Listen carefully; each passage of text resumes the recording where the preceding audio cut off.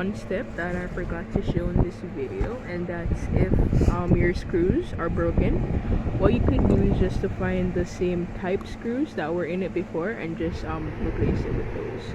But what I'm doing right here is just to put the housing back on, clip it in place, and for the parts that can't really go back together, you just use any type of glue you have and then just glue it back.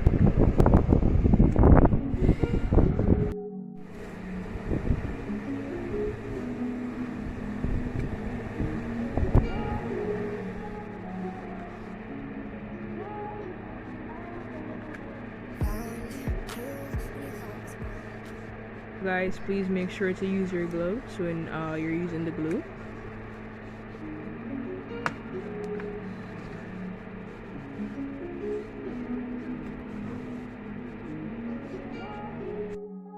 Alright, and then